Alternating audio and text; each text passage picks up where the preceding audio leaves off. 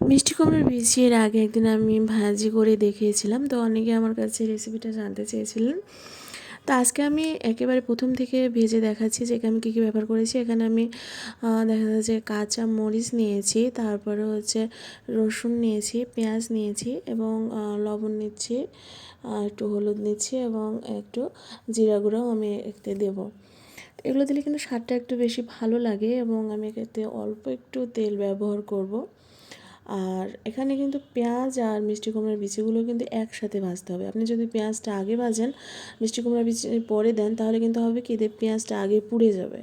তো আপনি যদি দুটোই একসাথে ভাজতে থাকেন তাহলে কিন্তু স্বাদটা একটু বেশি হবে।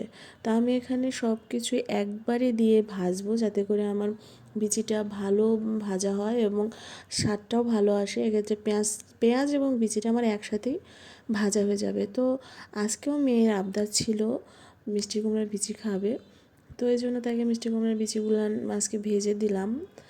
আর এটা আমি বাজারে গিয়ে দেখি কি যে মামাটা মিষ্টি কুমড়া কাটছিল, সেখানে অনেকগুলো মিষ্টি কুমড়া বিচি ছিল। তো আমি তার কাছ থেকে 10 টাকা দিয়ে বিচিগুলো নিয়ে নিয়েছি, যেহেতু মেয়ে পছন্দ করে তাই নিয়েছি। দেখুন আমার মিষ্টি কুমড়ার বিচি কিন্তু ভাজা হয়ে গেছে, খুব অল্প সময় লাগে এগুলো ভাজতে। তো ভাজার পরে কিন্তু এটা এখন খাওয়া যাবে, মচমচে থাকতেই খেয়ে নেবেন, এতে করে বেশি স্বাদ লাগবে।